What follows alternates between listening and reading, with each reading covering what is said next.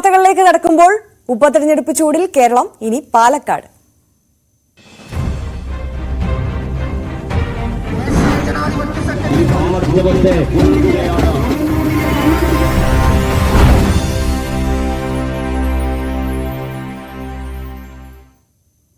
പാലക്കാട് ഉപതെരഞ്ഞെടുപ്പിന്റെ പരസ്യപ്രചാരണം നാളെ അവസാനിക്കും. പ്രചാരണത്തിന് അവസാന മണിക്കൂറിലും പ്രചരണ വിഷയങ്ങൾ മാറി മറിയുകയാണ്. മുഖ്യമന്ത്രി പിണറായി വിജയൻ ഇന്ന് 3 പൊതുയോഗങ്ങളിൽ പങ്കെടുക്കും. AICC ജനറൽ സെക്രട്ടറി KC വേണുഗോപാലും ഇന്ന് മണ്ഡലത്തിലുണ്ട്. സംസ്ഥാന അധ്യക്ഷൻ BJP സംസ്ഥാന അധ്യക്ഷൻ K സുരേന്ദ്രന്റെ നേതൃത്വത്തിലാണ് BJPയുടെ പ്രചരണം. വിവരങ്ങളുമായി VV അരുൺ ചേരുന്നു പാലക്കാട് നിന്ന്. Arun, very good morning.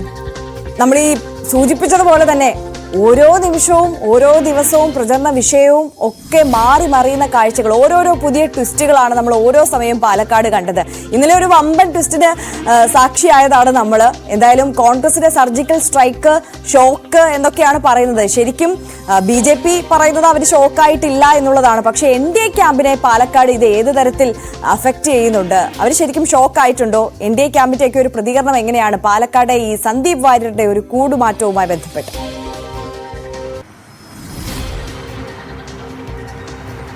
Arya, ഇന്നും ചില ടെസ്റ്റുകൾ പ്രതീക്ഷിക്കുന്നുണ്ട് പാലക്കാട് നിന്ന്. നമുക്കറിയാം, P സരിൻ കോൺഗ്രസിൽ നിന്ന് CPM-ലേക്ക് ഇടത് സ്വതന്ത്രനായി വന്ന തുടങ്ങിയ ഒരു ടെസ്റ്റാണ്, അല്ലെങ്കിൽ ഒരു കാലുമാറ്റ കൂറുമാറ്റ പരമ്പരയാണ് ഉണ്ടാകുന്നത്. അതിൽ ഇന്നും എന്തൊക്കെയോ സംഭവിക്കുമെന്ന ചില അഭ്യൂഹങ്ങൾ അന്തരീക്ഷത്തിൽ ശക്തമായി തന്നെയുണ്ട്. ഏതായാലും സന്ദീപ് വാര്യരുടേത് ഇന്നലെ കോൺഗ്രസിന്റെ സർജിക്കൽ സ്ട്രൈക്ക് എന്ന് തന്നെ പറയാം. കാരണം സന്ദീപ് വാര്യർ BJP വിടുമെന്ന് ഏറെക്കുറെ വ്യക്തമായിരുന്നു. BJP വിടും മുമ്പ് സന്ദീപിനെ പുറത്താക്കാനായിരുന്നു BJPയുടെ ആലോചന. തെരഞ്ഞെടുപ്പ് സമയത്ത് അത് ചെയ്യാതെ വോട്ടെടുപ്പ് കഴിയുന്ന ദിവസം വൈകുന്നേരം 6 മണിക്ക് ശേഷം സന്ദീപിനെ പുറത്താക്കണം, ഇതായിരുന്നു BJPയുടെ ഒരു ആലോചന. പക്ഷേ അവിടെ BJPയെ ഞെട്ടിച്ചുകൊണ്ട് സന്ദീപും കോൺഗ്രസും ഒരു നീക്കം നടത്തുകയായിരുന്നു. കോൺഗ്രസ് ക്യാമ്പിലേക്ക്, കോൺഗ്രസ് പാർട്ടിയിലേക്ക് സന്ദീപ് അങ്ങനെ എത്തിച്ചേരുകയായിരുന്നു.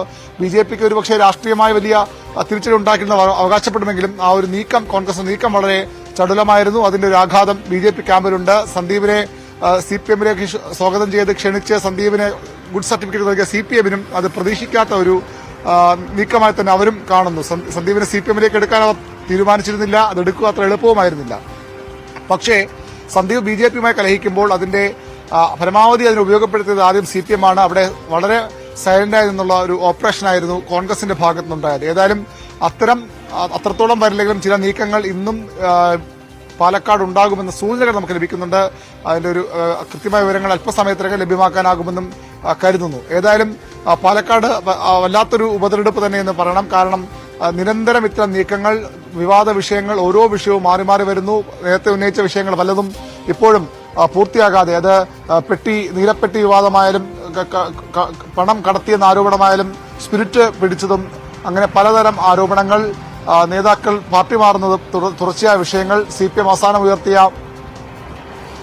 ഇരട്ട വോട്ട് ആരോപണം, വ്യാജ വോട്ടെന്നാണ് അവർ ആരോപിക്കുന്നത്. ആ ആരോപണം ഇപ്പോഴും ഒരു തീരുമാനവുമായി നിൽക്കുന്നു. അങ്ങനെയെങ്കിൽ നാളെ വലിയൊരു സമരം ഉണ്ടാകും, പ്രക്ഷോഭം ഉണ്ടാകുമെന്ന് CPM പ്രഖ്യാപിച്ചിട്ടുണ്ട്. എന്താണ് അവരുടെ പ്രക്ഷോഭ പ്ലാൻ എന്നത് ഇന്ന് അറിയാൻ കഴിയും. ഏതായാലും ആ ഇരട്ട വോട്ട്, കള്ളവോട്ട് ആരോപണത്തിൽ നടപടിയൊന്നും എടുക്കാൻ തെരഞ്ഞെടുപ്പ് കമ്മീഷനോ അല്ലെങ്കിൽ ജില്ലാ കളക്ടർക്കോ ഇവിടുത്തെ ഭരണാധികാരിക്കോ കഴിയില്ല എന്നുള്ളത് ഏറെക്കുറെ ഉറപ്പായിരിക്കുന്നു. ആ പട്ടികയുമായി തന്നെ വോട്ടെടുപ്പിലേക്ക് നീങ്ങും. അങ്ങനെ സ്വാഭാവികമായും അങ്ങനെ വോട്ട് ചെയ്യാൻ വരുന്നവരെ, 2 വോട്ട് ഉള്ളവരെ, 2 മണ്ഡലങ്ങളിൽ വോട്ടുള്ളവരെ തടയാൻ CPM ഒക്കെ തയ്യാറായാൽ അത് കൂടുതൽ പ്രശ്നങ്ങളിലേക്ക്, കോൺഗ്രസും അത്തരം പരാതി ഉന്നയിച്ചവരാണ്, അങ്ങനെ തടയാൻ ശ്രമിച്ചാൽ വലിയ സംഘർഷത്തിലേക്ക് കാര്യങ്ങൾ കൊണ്ടുപോകും. അങ്ങനെ പാലക്കാട് ഇനിയുള്ള മണിക്കൂറുകളിലും വലിയ നീക്കങ്ങൾക്കും വലിയ ടെസ്റ്റുകൾക്കും വിവാദങ്ങൾക്കും ഒക്കെ തന്നെയാണ് അരങ്ങൊരുങ്ങാൻ പോകുന്നത്. നിസ്സംശയം പറയാം, നാളെയാണ് ഈ പരസ്യപ്രകടനത്തിന്റെ അവസാന ദിവസം. നാളെ വൈകിട്ടാണ് കുട്ടിക്കലാശം സർവ്വശക്തിയും എടുത്ത് തങ്ങളുടേതാക്കി മാറ്റാൻ 3 മുന്നണികളും ശ്രമിക്കുമെന്ന് ഉറപ്പാണ്. അങ്ങനെയും പാലക്കാട്ടിൽ വലിയ രാഷ്ട്രീയ പ്രചരണ കോലാഹലങ്ങൾ ഉണ്ടാകും. മുഖ്യമന്ത്രി പിണറായി വിജയൻ ഇന്നലെ ഇവിടെ 3 യോഗങ്ങൾ പ്രസംഗിച്ചു.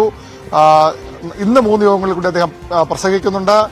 11 മണിക്ക് മാത്തൂരിലാണ് ആ യോഗത്തിന്റെ ആദ്യ യോഗം. അതിനുശേഷം KC വേണുഗോപാൽ വൈകിട്ട് പൊതുയോഗത്തിൽ പങ്കെടുക്കുന്നുണ്ട്. നിരന്തരം റോഡ് ഷോകൾ LDYF-ന്റെയും UDYF-ന്റെയും മഹിളാ മോർച്ചയുടെയും ഒക്കെ നേതൃത്വത്തിൽ 3 മുന്നണി സ്ഥാനാർത്ഥികൾക്ക് വേണ്ടി നിരന്തരം റോഡ് ഷോകൾ, പലതരം പ്രചരണ പരിപാടികൾ ഒക്കെയായി പാലക്കാട് തെരഞ്ഞെടുപ്പ് രംഗം അവസാന നിമിഷവും കൂടുതൽ സജീവതയിലേക്ക് പോവുകയാണ്. ആര്യ, തീർച്ചയായും അരുൺ സൂചിപ്പിച്ചതുപോലെ തന്നെ ഓരോ മണിക്കൂറും മാറി മറിയുന്ന പാലക്കാടൻ രാഷ്ട്രീയം. എന്തായാലും കഴിഞ്ഞ ദിവസത്തെ കാര്യങ്ങളെല്ലാം അരുൺ ഒന്ന് ബ്രീഫ് ചെയ്തു. ഇന്ന് മുഖ്യമന്ത്രി മണ്ഡലത്തിലുണ്ട്, കഴിഞ്ഞ ദിവസവും ഉണ്ടായിരുന്നു. ഇന്ന് മുഖ്യമന്ത്രി 3 പൊതുയോഗങ്ങളിൽ സംസാരിക്കുന്നുണ്ട്. അദ്ദേഹത്തിന്റെ പ്രധാന വിഷയമായി, പ്രസംഗ വിഷയമായി ഏതൊക്കെ കാര്യങ്ങൾ എത്തും എന്നുള്ളതും ആകാംക്ഷയോട് ഉറ്റുനോക്കുന്ന കാര്യമാണ് അല്ലേ?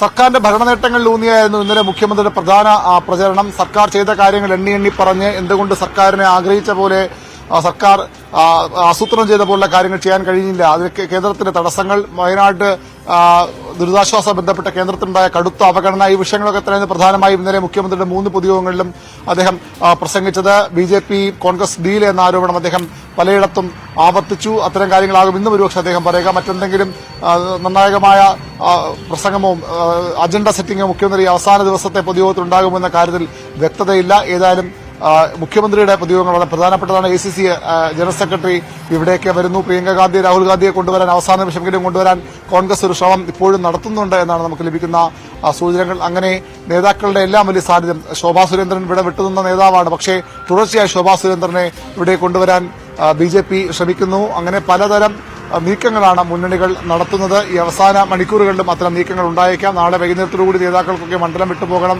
ഇവിടെ വോട്ടില്ലാത്ത നേതാക്കൾക്ക് മണ്ഡലം വിട്ടുപോകണം.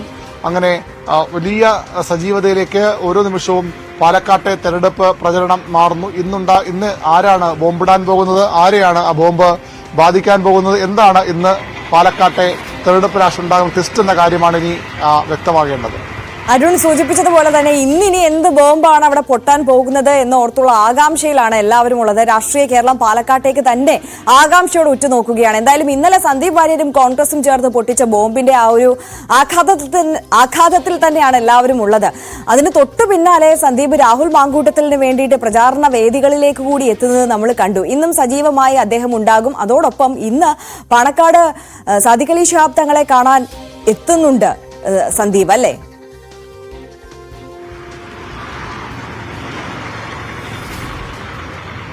സന്ദീപ് വാര്യർ ഇന്ന് പാണക്കാട്ടേക്ക് പോയിട്ടുണ്ട്. അല്പസമയത്തിനകം 8 മണിയോടുകൂടിയാണ് അദ്ദേഹം പാണക്കാട് തറവാട്ടിൽ എത്തുക. നമുക്കറിയാം കോൺഗ്രസിനുമായി ഏറ്റവും അധികം ചേർന്ന് പോകുന്ന ഒരു പാർട്ടിയാണ്, ഘടകകക്ഷിയാണ് ലീഗിന്റെ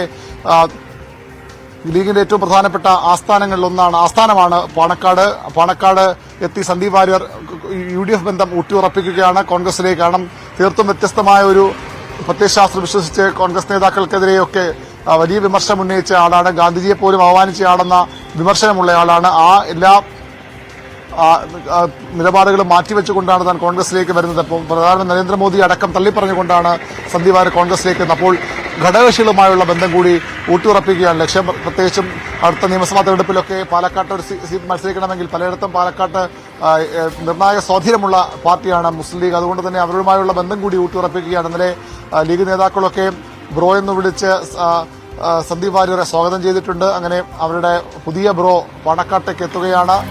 കോൺഗ്രസുമായുള്ള ലീഗുമായുള്ള മുൻവൈരാഗ്യങ്ങളും മുൻകാലങ്ങളിലെ എതിർപ്പുമൊക്കെ മാറ്റിവെച്ചുകൊണ്ട് പൂർണ്ണമായൊരു കോൺഗ്രസുകാരനായുള്ള ശ്രമത്തിലാണ് സന്ദീപ് വാര്യർ. അതിന്റെ ഭാഗമായാണ് ലീഗ് നേതാക്കളെയും സന്ദീപ് ഇന്ന് പാണക്കാട് സന്ദർശിക്കുന്നത്. തീർച്ചയായും VV അരുണാണ് പാലക്കാട്ടെ വിവരങ്ങൾ പങ്കുവച്ചത്. എന്തായാലും അരുൺ സൂചിപ്പിക്കുന്നത് വീണ്ടും ട്വിസ്റ്റുകൾ ഉണ്ടാകും. ഇന്നും ഒരുപക്ഷെ ബോംബുകൾ പൊട്ടാനുള്ള സാധ്യതകൾ പാലക്കാട് ഉണ്ട് എന്നുള്ളതാണ്. എന്തായാലും വരും മണിക്കൂറിൽ നമുക്ക് അത് നോക്കിയിരുന്ന് കാണാം.